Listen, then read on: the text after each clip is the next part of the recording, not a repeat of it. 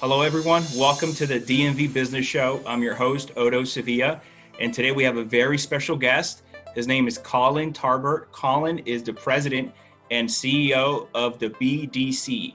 In case of you who do not know what is BDC, is the Baltimore Development Corporation, and they're doing some amazing things in Baltimore City, which we're going to go into later. But welcome to the show, Colin. Thank you for joining us today. Absolutely. Thanks for having me. Of course. As I mentioned offline before we started recording, I like the audience to get to know the individual a little better, how they are as a human. Are you from around the Maryland area, or where did you grow up? Yeah, so I'm local. I grew up just outside of Baltimore City and the Parkville, Towson area of Baltimore County.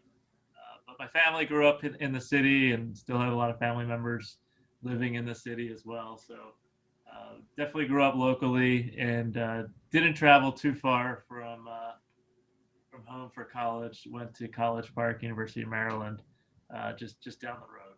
Oh, so you're also a Terp alumni. I am a Terp. Oh, that's great. Okay, that makes two of us.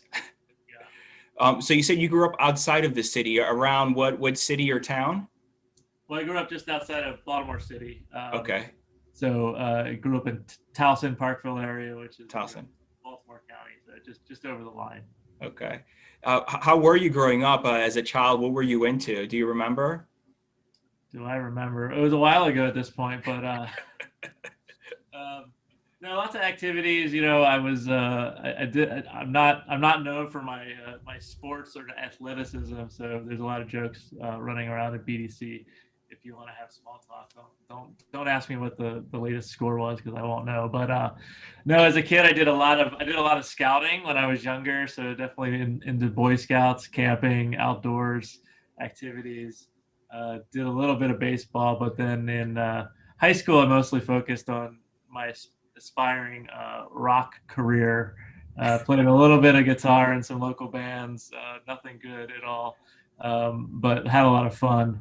And so that was mainly what I focused on in high school, is hanging out with the music crowd and bands, and playing in the city, playing some shows in Fells Point when I was in college, and then really got kind of focused on architecture as I entered into my college years. Interesting. When you mentioned band, what was your instrument of choice? I play guitar, so Okay. electric guitar, acoustic guitar. Yeah. What made you go into that? Were you looking to get girls' attention back then? Probably it didn't work. I could tell you that, but no, it was fun. Actually, my dad was a great guitar player, so he passed away a few years ago. But he played guitar, and so I picked it up from him, and we always had nice choice instruments at the house. So yeah, and then just in high school, most of my friends were all in bands, and that's kind of what we did. That's nice. You mentioned the scouts there. Did you start as a Cub Scouts or? Yeah, I started as a Cub Scout. I think there was something called Webelos as well, and then went all the way through and became Eagle Scout. Just shy of my 18th birthday. For those of you who are in scouting, you have to make Eagle, which is the highest rank, before you become officially an adult. So a lot of us, hurry up and undertake what's called an Eagle Scout project in order to make all of the different requirements. So did that. My brother, I have an older brother as well, who was also in the scouting and the Eagle Scout. So definitely followed in his footsteps. My oldest son, I put him in the Cub Scouts. We pulled him out when COVID started, but it's definitely a great organization and what they do there and all the different activities. Yeah, I have a daughter now, but now you can be a girl and join the Boy Scouts. So Yes, that's true. we'll see if she wants. She's only 3, but we'll see if she wants to do that maybe in a few years. Do you think I hear it's different compared to the boys and the girls? I have all boys, so I'm not sure as far as the with the Girl Scouts. Besides them selling cookies, and I love those cookies. They're very good cookies. My wife still supports the Girl Scouts by buying those cookies, and I support by eating them. But I don't know. I wasn't. I didn't. I only have a brother, so we didn't interact too much with the Girl Scouts. I'm not sure how different Boy Scouts is from Girl Scouts, but I think there's a lot of similar overlap. It seemed like. Yeah. So you said in high school you were into band and a musician and all that, and then after high school you mentioned you said you also went to College Park here, University of Maryland, right? I did, yeah. So went to University of Maryland and studied. I lived on campus, which was great. So I had the the experience of the big campus, but also being close to home. So as I mentioned, I was coming home actually a lot on the weekends because my friends were still living in Baltimore. I had a few friends from high school who went to College Park with me, and they were in bands, so we were traveling back up to Baltimore and around to play shows and have fun.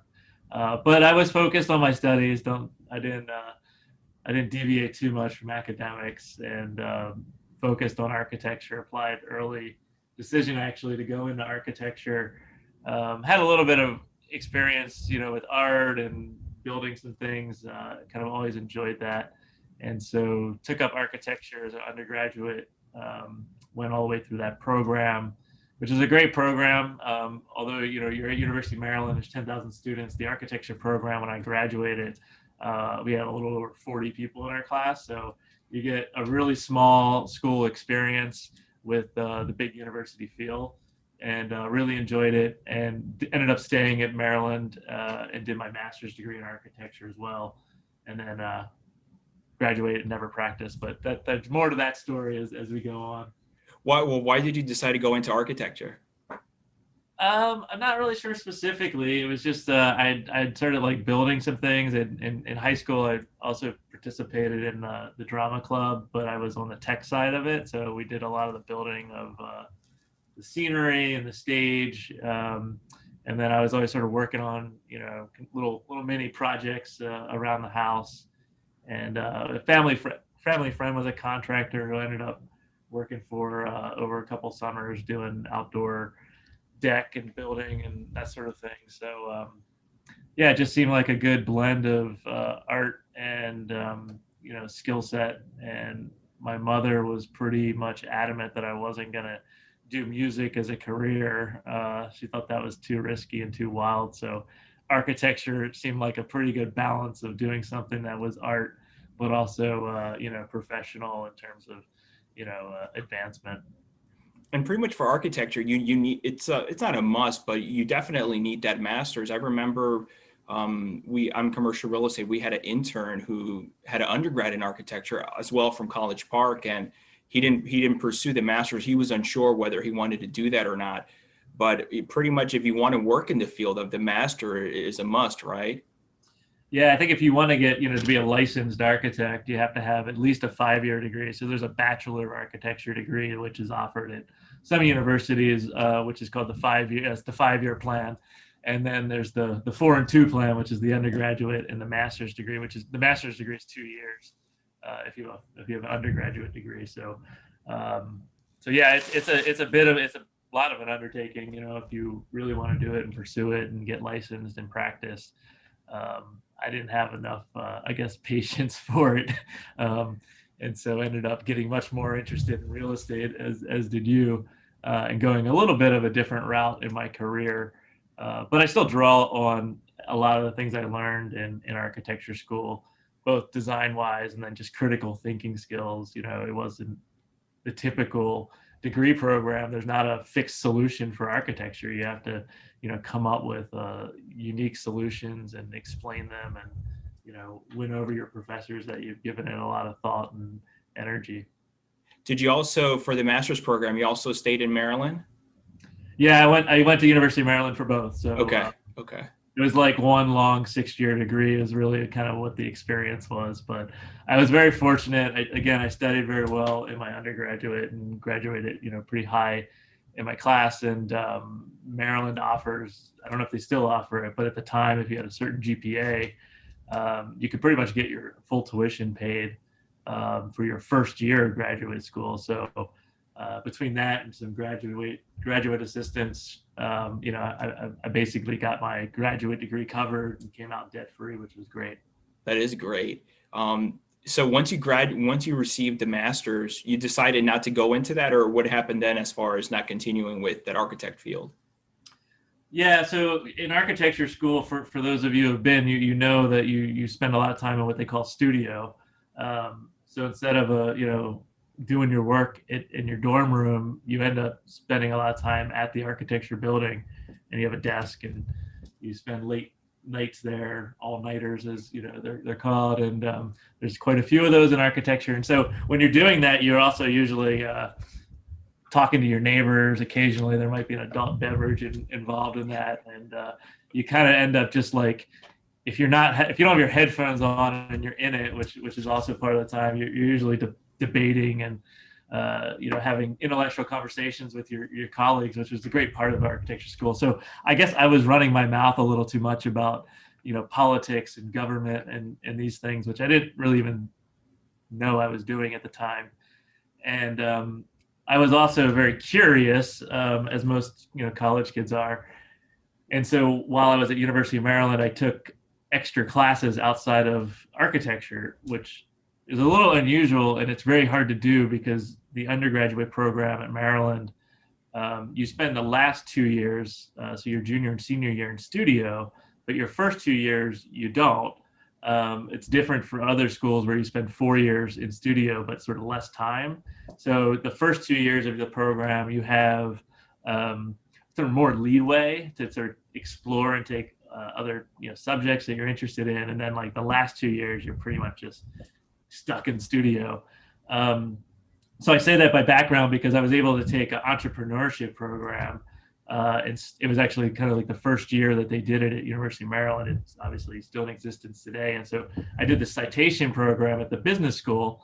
And that gave me a lot of exposure to business and entrepreneurship. And then I think in undergrad and definitely in grad school, I also took some urban planning classes, which is also part of the architecture school. But the planners and the architects didn't really talk to each other. We were kind of on different paths and different schedules. And of course, the business school students didn't talk to the architecture students because we were, a sidewalk apart, which is, must have been 10 miles.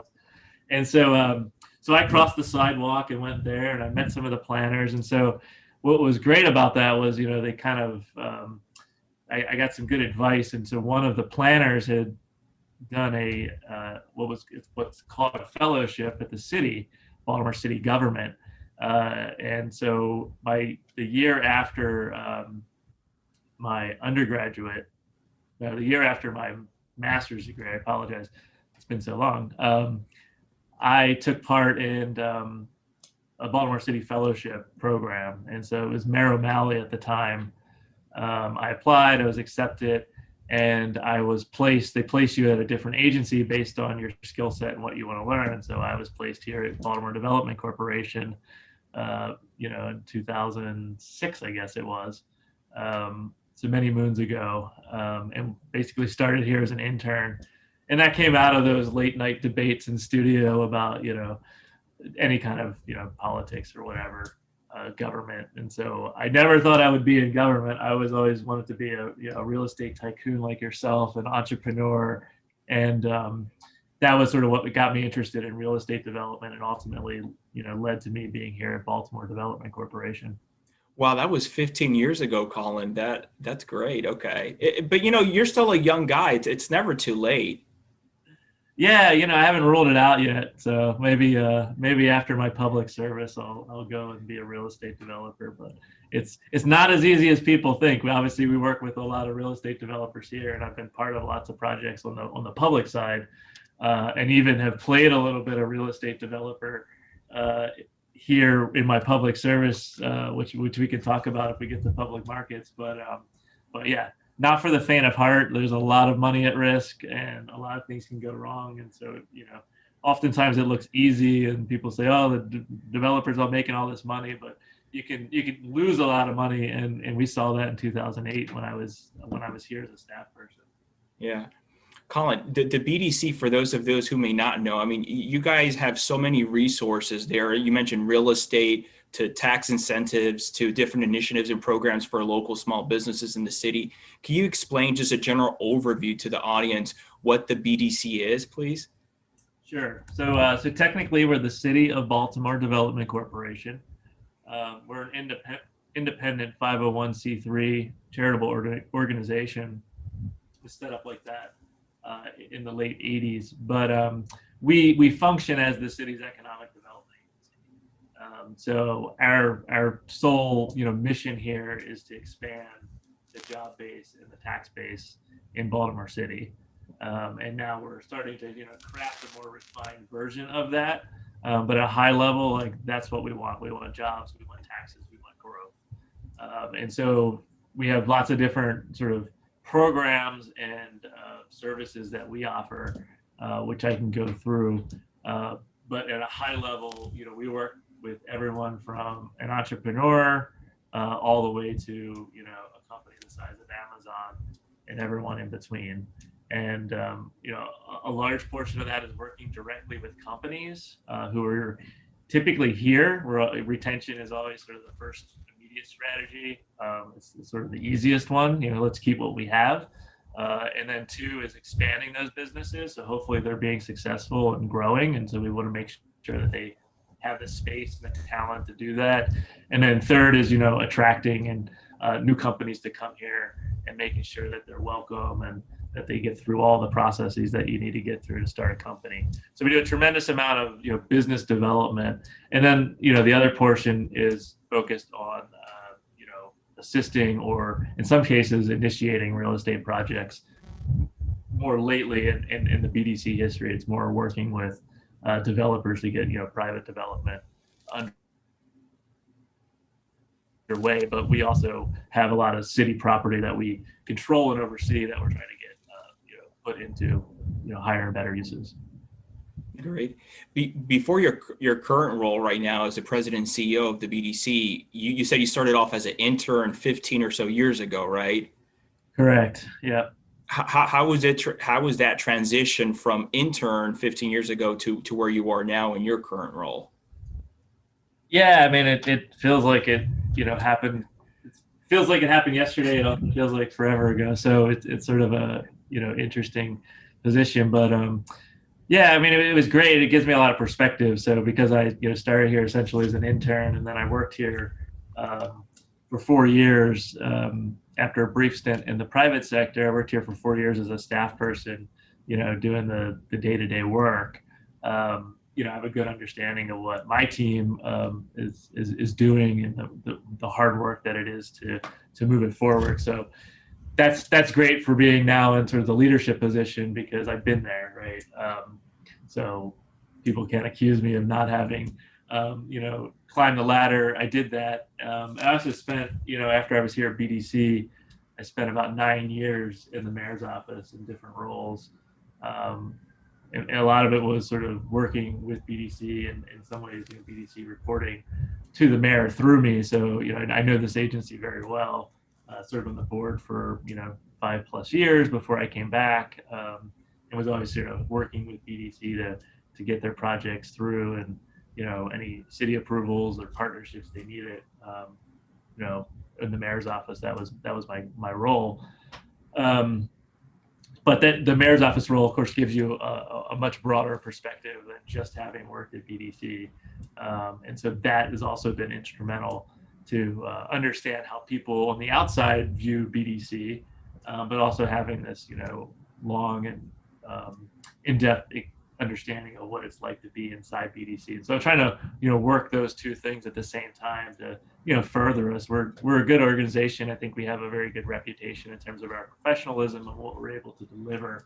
But there's also, issues around equity and who BDC is serving and what does the city's, future economic or economy look like, and what does that mean, and what's BDC's role in that. And so that's really where I am today in terms of trying to take everything I've learned over the last 15 years and hopefully craft the next 10, 15, 20 years of both Baltimore's economy, but then also what's BDC's role in that, and how can we play not a more positive role, but just sort of a more I think defined role in inclusivity and equity and making sure that people who haven't been able to participate in the city's economy or feel like BDC is not someone, or BDC doesn't serve them, making sure that they're heard and that they're part of our future, and that BDC is working with those folks as well.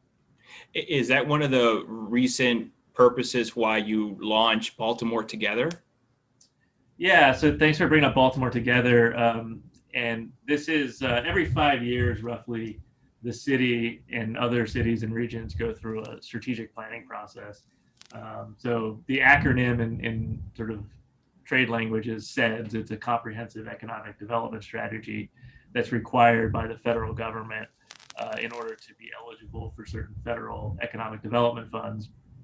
That said, the timing of it, when I began as president and CEO at BDC about a year and a half ago, we were coming up on that 5-year timeline. And so I took the opportunity not just to, do a strategic plan for the federal government, but really to kind of take a step back and create what we hope to be a whole comprehensive vision for, Baltimore, who we are, who we want to be in terms of economic development, that guides both BDC in terms of the work that we're doing here in a more sort of mission-driven way, but also brings as many partners to the table as possible to be part of Baltimore's future. It's not something that BDC is going to do by ourselves. It's not something that just the mayor can do by himself, but really kind of bringing together all the public, private, and nonprofit partners around one very concrete vision for where we want to drive our economic future. And so that is Baltimore Together. And that's really what we're aiming to do. It's a fairly large task, a big vision, and it's going to take several years to get pulled together and really begin to be implemented. But it's something I think we have to do. It's something that's imperative for our future. We haven't the last 5-year plan we did, was good, but I don't think it ever sort of got the gravitas that we really need to bring everyone together, which of course is the title, to sort of drive our future in a very intentional way. What do you think is some of the major differences between this plan compared to the one you had previously? So I think we're building off of the one we did previously, of course. A lot of the growth sectors that we're focused on haven't changed because they don't change in a short period of time. 5 years is a short period of time in terms of economic development. But where this one goes is it's very intentional around inclusive economic growth. And so Mayor Scott, talks a lot about equity. And so we're beginning to define, well, what does that mean in terms of economic development? So we launched a website that folks can go to, baltimoretogether.com. You can sign up for information to stay in the loop and participate in crafting the final version of the document, which we hope will happen late spring, early summer.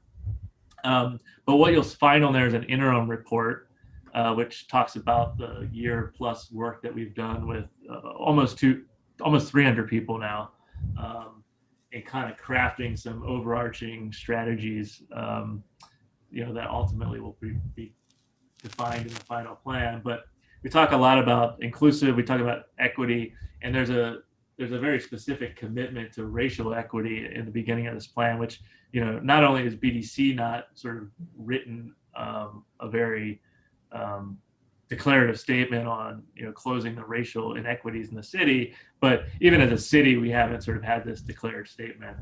So that's one major difference, and you'll see that right up front.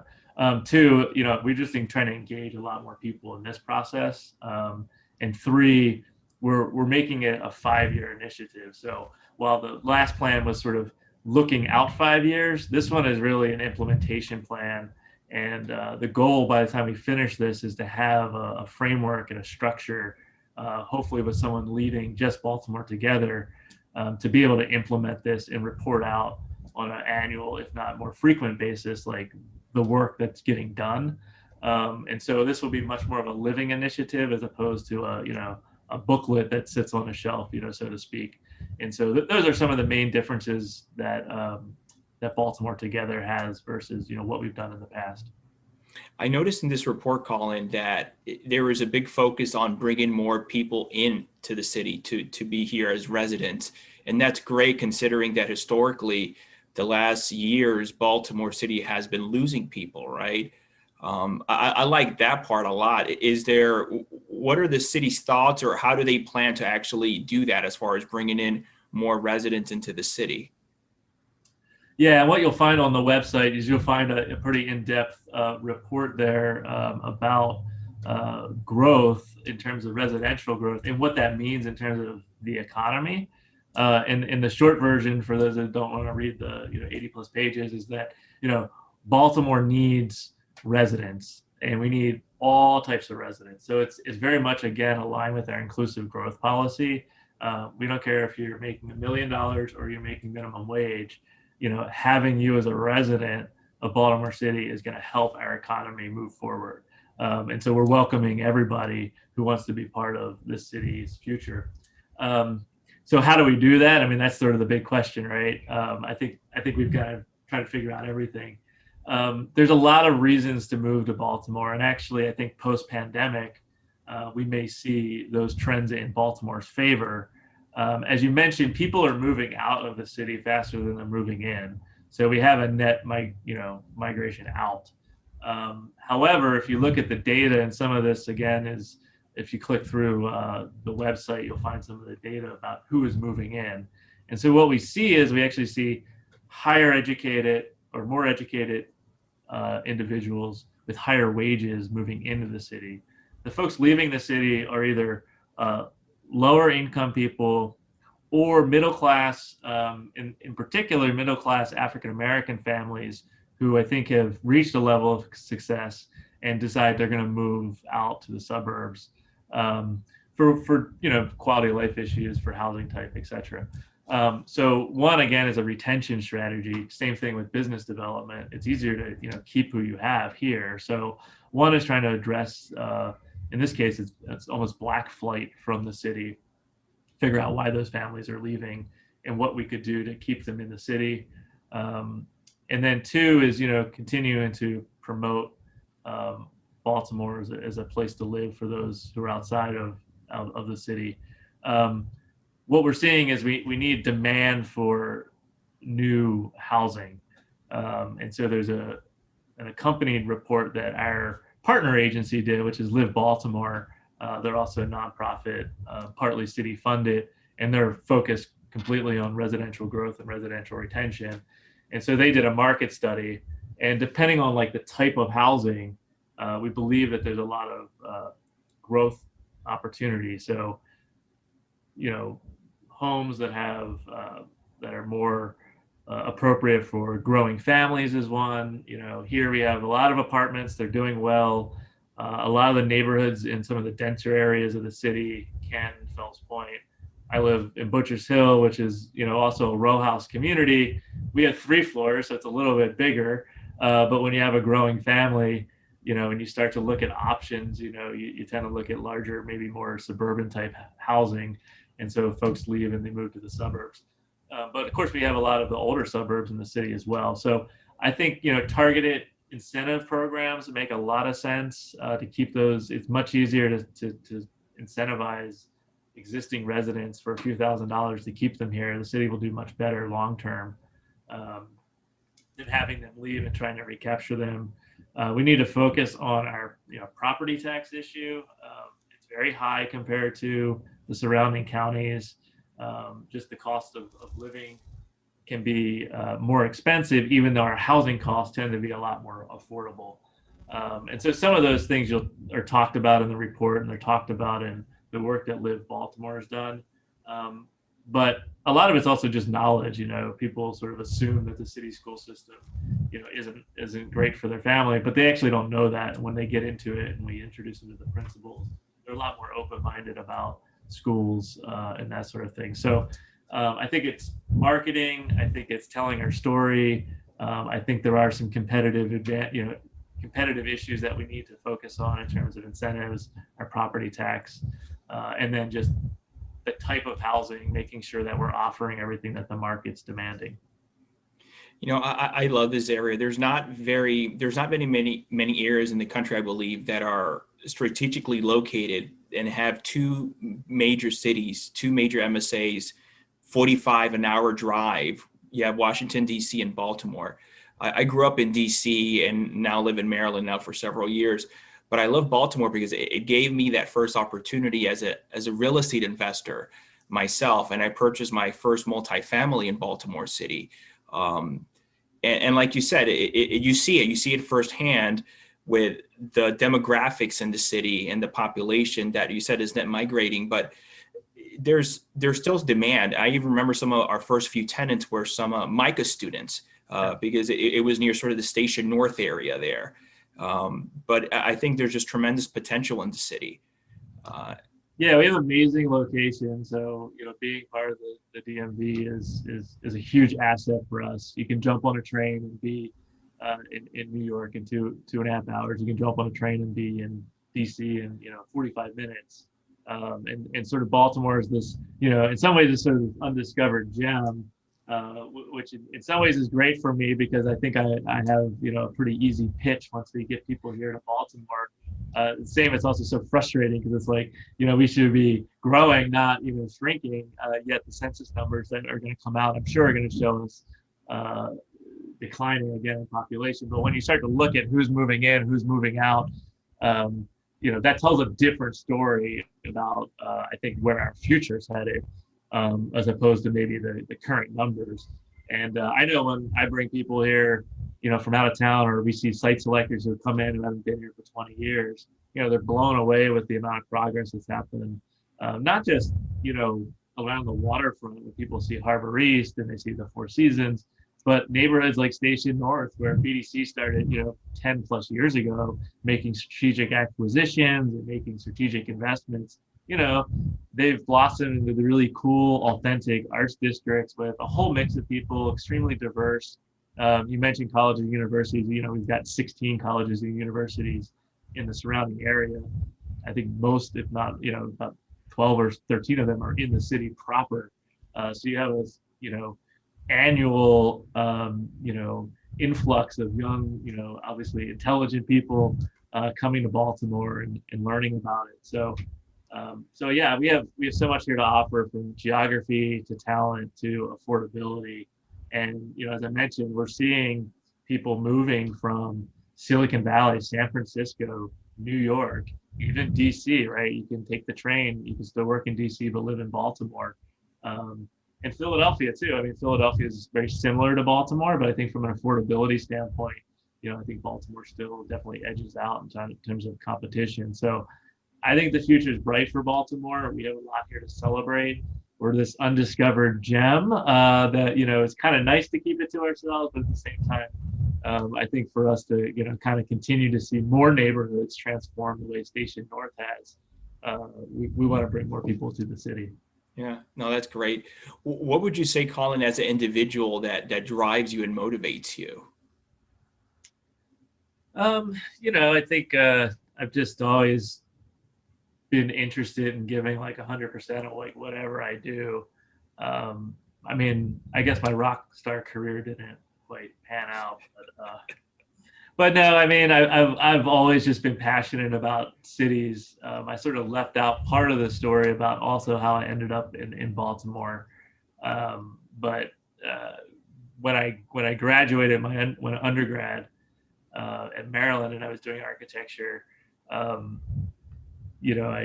I'd gotten all the scholarship money. I sort of joked, I said, I got all the scholarship money that Maryland's going to get me. And I'm not going on for a PhD. So grades aren't as important to me anymore in grad school. And I really wanted to do something that was more meaningful than just getting, a 4.0. And so, I started doing a lot of volunteer work for Habitat for Humanity. And I was doing volunteer work. University of Maryland had a chapter in Sandtown, which is in West Baltimore. And so, my band days had kind of gone away. So I wasn't coming up here to Baltimore to play gigs, but I was coming up here basically every weekend to build houses in West Baltimore, which was a really fun experience. And I ended up sort of doing my thesis work more on community development, which again sort of led me into this government career after my internship, which I did, after doing my thesis. Again, that kind of like led me to the role of city government in transforming neighborhoods and economic issues and whatnot. And so, I sort of do everything like 100%. So I might not do a lot, but when I do it, I try to go all in. So when I was doing architecture, I was up here every weekend. It became partly my social life as well as, sort of an academic undertaking. And so I think that's still what drives me today. I don't have that many interests outside of doing this. This is what I like to do. I just happen to get paid for it, which is awesome as well. But I'm just, a city enthusiast. I love traveling.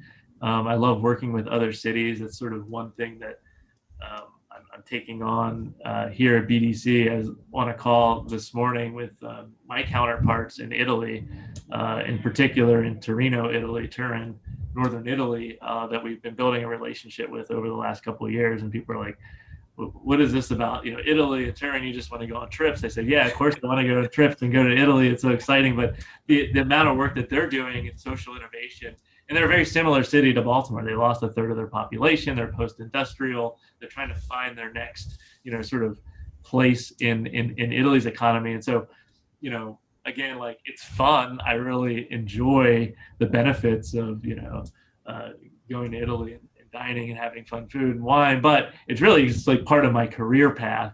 And so I've just been able to kind of blend those. So what drives me is really just sort of like my passion for the work that I get to do. And for me, it's both fun and a career at the same time. That's so interesting, Colin. So you mentioned Italy. So you're there, obviously, I'm assuming, watching what they're doing and what you can possibly incorporate here in Baltimore, right? Yeah, and actually, like, even further from that, like, we had a company that graduated from Conscious Venture Labs, which is run by Jeff Carey. They're here in West Baltimore. Actually, they just moved their offices to Port Covington. But one of Jeff's startup companies ended up in Turin at doing Techstars Mobility. So there's real connection. So it's not just about Baltimore and Turin having this relationship, but it's really about a global economy. And in Baltimore, as you'll see in the Baltimore Together report, we're very much focused on just aligning our own city, trying to get our own partners lined up. But that's like frankly, that's like a baby step. Like, we have to do that. We have to all be partners together. But where I want us to move to, and we got to move there quickly, is like, where's Baltimore on the global stage? We talk a lot about being East Coast city, but like, we're an American city. We're a global city. We have a port that does, number one in roll-on, roll-off cargo in the world, or at least in the United States. But obviously, that's a worldwide logistics hub. And so, the relationship with Turin is just sort of emblematic of where I want us to go in terms of our aspiration. Like, let's be a world leader, and we can do that. We've got Johns Hopkins here. We've got University of Maryland. One of the things that we call out in Baltimore Together, where I think we have a real opportunity that is a new kind of growing sector in Baltimore, is social innovation. And so we've got some great leaders, Lali Daraza at Fearless, who has a great software tech company, but he's also doing Hack Baltimore, and they just opened up Hutch, which is a kind of accelerator for social entrepreneurship. We've got Innovation Works. I mentioned Jeff Cherry and Conscious Venture Labs. The list goes on. And so I think that's an opportunity for Baltimore to really shine. And that's sort of one of the exchanges that we're doing in particular with Torino. But, again, like, we should be shooting for being Baltimore, worldwide, not just, competing with DC or our neighboring counties. I love that you mentioned, as far as those social impact and innovation and tech there, you also have there at the BDC, the ETC, the Emergent Technology Center, right? Correct. So ETC for short, Emerging Technology Centers, started almost like over 20 years ago. And was one of the first kind of tech incubators in the country, and it's got this great legacy. Ironically, I don't know the name of it, and there's probably a bunch, but there's rankings for, the number one incubator in the world. And we were number 2. ETC was ranked number 2 last year. Turin was ranked number 1, which we kind of joked about. Again, these kind of strange connections that come up. But yeah, ETC is great. I mean, we have graduates of that program that have gone on. So, some of our rock stars was Millennial Media, which just got, bought by AOL, which bought Groupon. But Millennial Media was one of those companies. The list goes on in terms of ETC graduates. And so we operate that tech center. it's an instrument of BDC. We have space. We've got about 20,000 square feet over in East Baltimore on Haven Street. But that's really exciting. And so that really focuses on our tech entrepreneurs, those companies that are going to scale up, we hope, very, very quickly. And then we also operate, which is relatively new to BDC, although we've taken it on as a program of the BDC, is our Made in Baltimore program, which works with about 300 different makers in Baltimore City that are making all kinds of different products. So some of it's tech, but a lot of it's low tech, handcrafted food, other products. And so we're very excited to have that under BDC's, auspices as well. That's great. You guys are doing a lot of things. We're doing a lot of things, and we've been super busy with COVID. So, we're almost now a year, as everyone. We've been focused on COVID. So we really kind of upended our total operations here at BDC. I'm very fortunate to have, a whole team of, smart, dedicated people. So before COVID, BDC, we didn't do grants. We have one grant program, which is our Facade improvement grant. So if you're a small business in one of our commercial areas and you're looking to, improve the appearance of your small brick and mortar business, we offer a grant for that. That was it. And we do, 50, 70 of those maybe a year. In 2020, we did over 1,000 grants to small businesses. Wow. That were COVID related. That's over $13 million of funds that we put out directly in the hands of small businesses. That's almost 3 times our complete operating budget. So we pretty much created from scratch a small business grant program. And the thing that we didn't do was we didn't do first come, first serve. And we actually waited a little bit before launching our program. I was fortunate enough to be brought into a cohort of cities that Bloomberg Associates and Bloomberg Philanthropies was coordinating. Baltimore's a Bloomberg city, thanks to Michael Bloomberg's relationship with Johns Hopkins.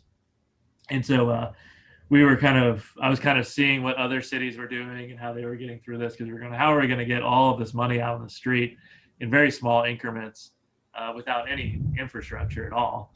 And we were all working remotely, of course, too. I'm the kind of one of 2 people in the office. And we did it all from scratch. But the thing that we didn't do is we didn't do it first come, first serve. Because we had been focused on equitable and inclusive economic development through our Baltimore Together work. When the crisis hit, when COVID hit, we kind of had this grounding, and we stepped back and we said, what does Baltimore really need to come out of this, or to survive it, first of all, but then hopefully come out stronger?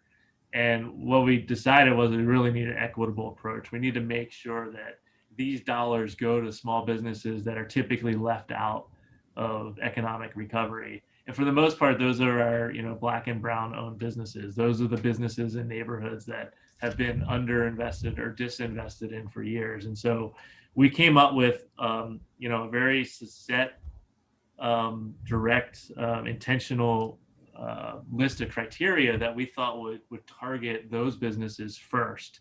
And we capped the size of the businesses that could apply.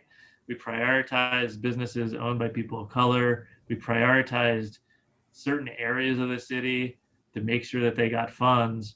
And we didn't do it first come, first serve. So we opened the window for about 2 weeks and got, literally hundreds of applications. And then each one of those applications was reviewed by a staff person here, essentially ranked in terms of need and priority.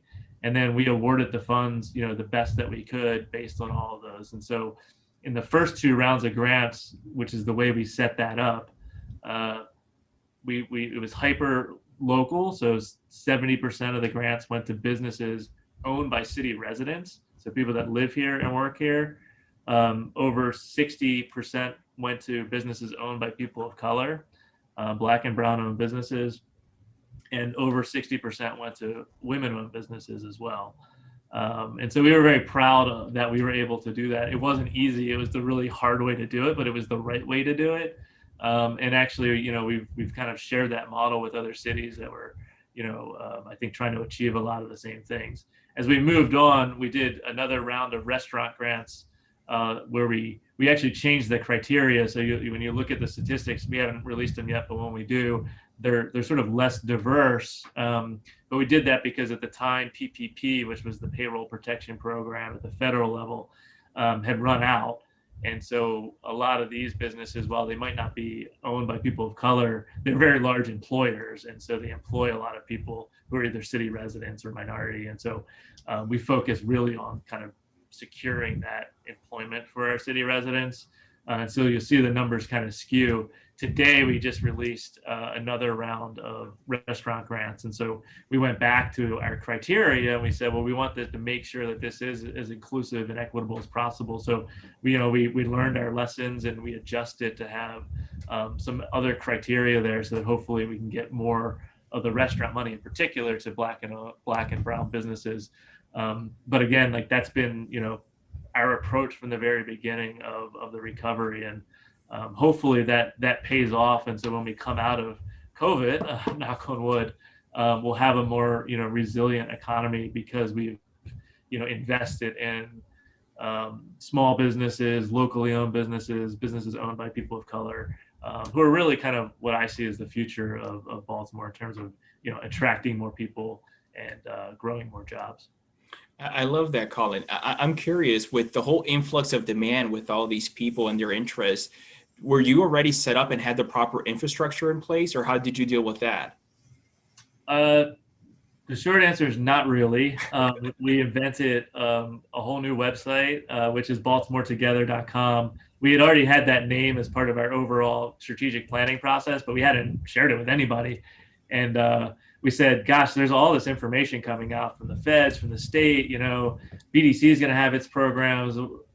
It was too cumbersome to put it on our existing website, which already has a ton of information on it. And so we said we really should set up a separate website that's just dedicated to this COVID thing, which might be around for a while. Of course, this is back in March, 2 or 3 weeks after things had hit. And so we used BaltimoreTogether.com because we had already purchased it, but we built out the whole website. So that was a new piece of infrastructure that we didn't have. And then I'll give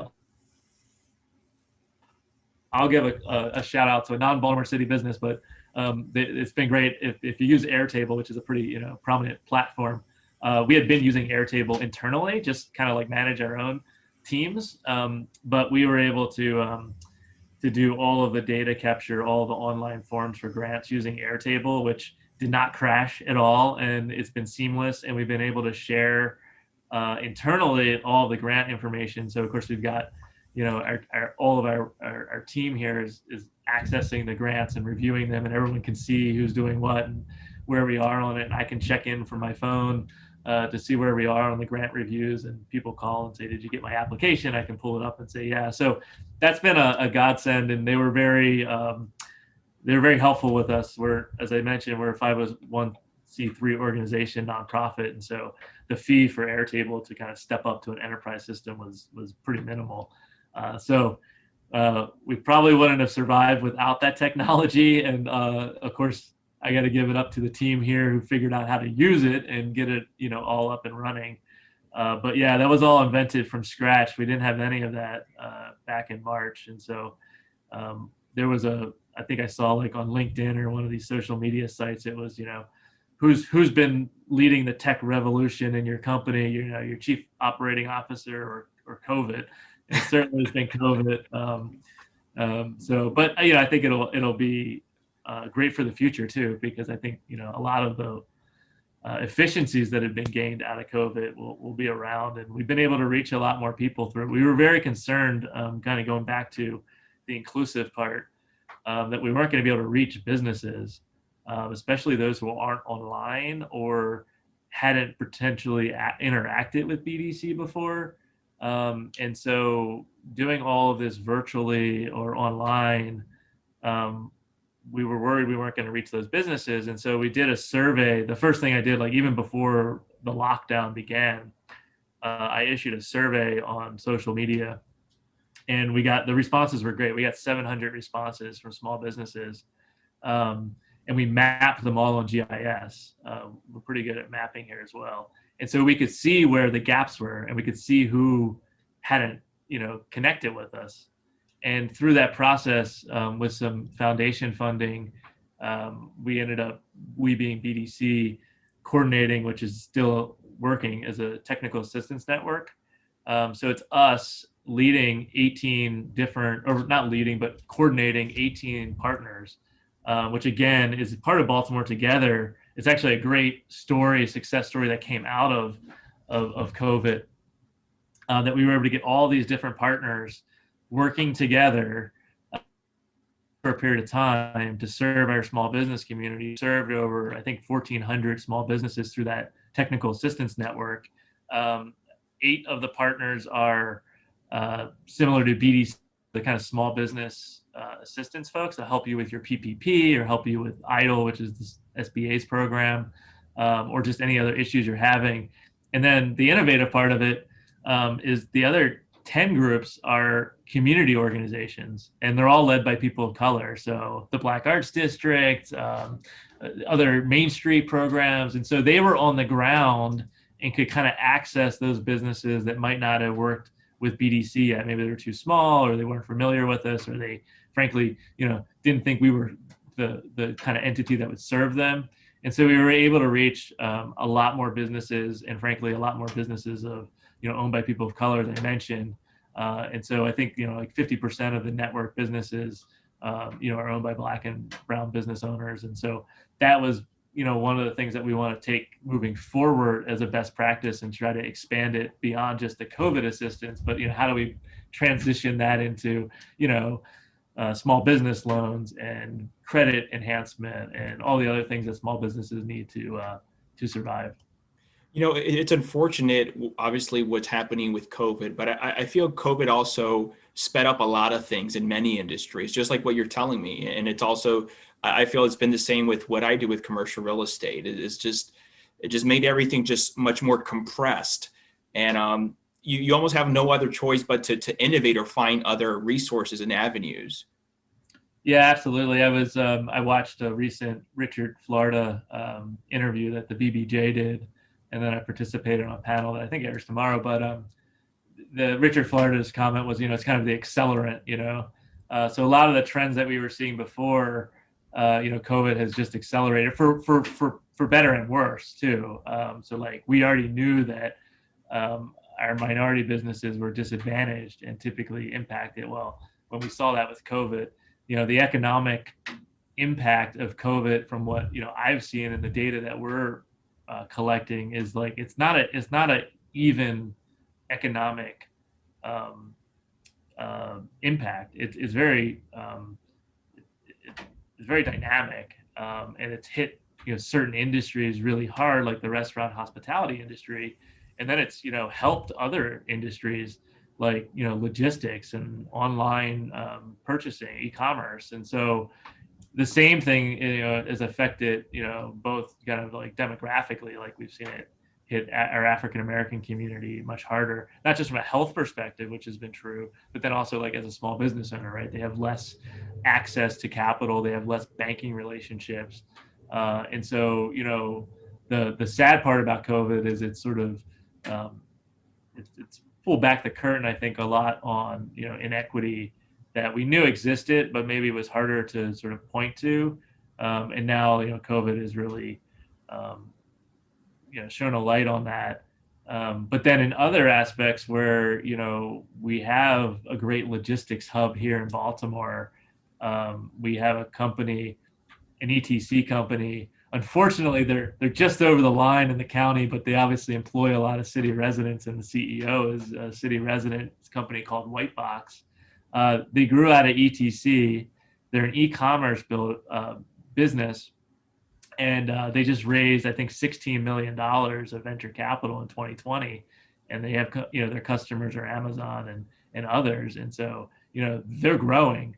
And then, a lot of the small businesses that are more personal services are getting crushed. And so there's very uneven economic impact. And what we want to do is make sure that it's not an uneven recovery, right? And again, that sort of goes back to us being very intentional, not being first come, first serve, but really trying to look at the sectors that are getting hit, look at the demographics of who's getting hit, and adjust accordingly. But the other trend that will be interesting to see is, kind of, I mentioned companies moving. We had already had several companies move here from California because of the cost of living, because of the talent pool. And, what we're seeing or hearing is, people fleeing, Silicon Valley. Whether that becomes true or not, we'll see. And it's certainly not.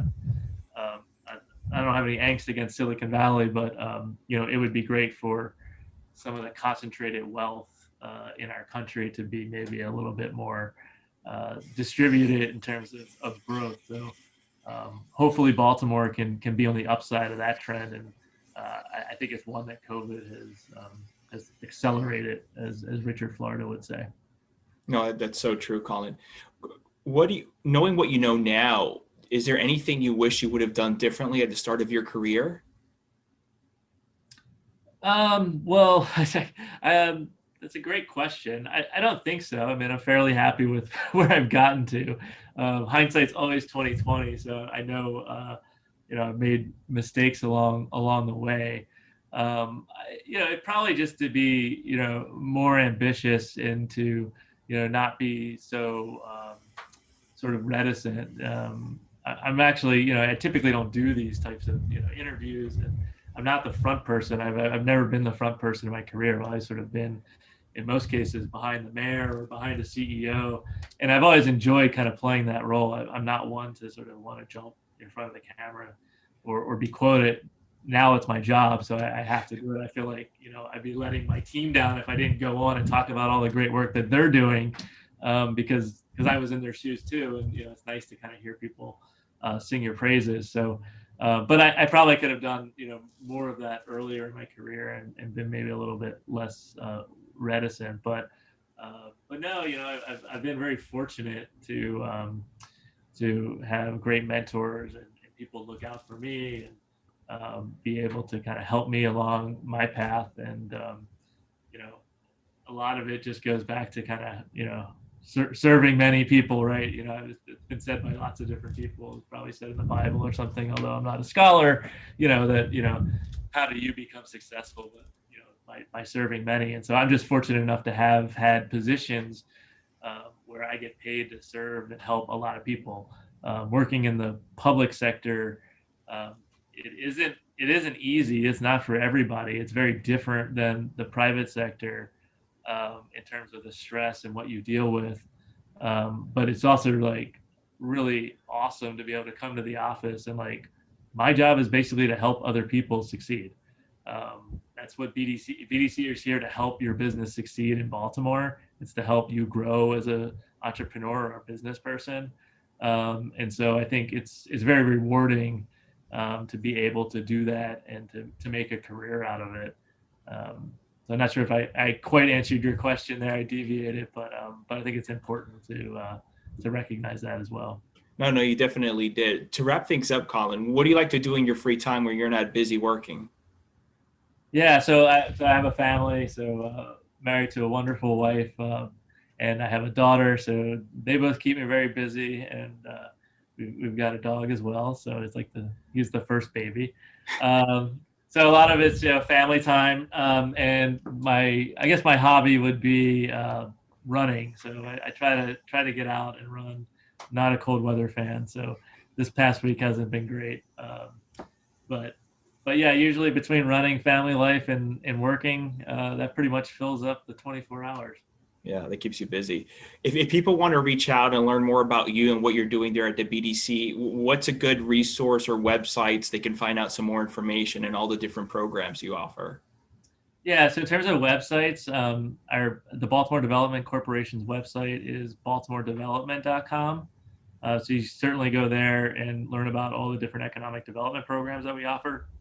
Excuse me. And then in terms of COVID and also our strategic plan, Baltimore Together, that's baltimoretogether.com. You can sign up for updates and information or ask any questions through that website that you have related to that. And then if you want to reach out to me, I'm on LinkedIn. You can find me there pretty easily. And then my email is ctarbert@baltimoredevelopment.com if you want to email me directly. I do get lots of emails, but pretty good at responding. So Fantastic. Colin, again, thank you so much for coming on. I greatly appreciate it. Absolutely. Thanks for having me, and stay healthy, stay well, and look forward to connecting in the future. Yeah, definitely. Same. Take care. All right. Take care. Bye-bye. Thanks. Bye.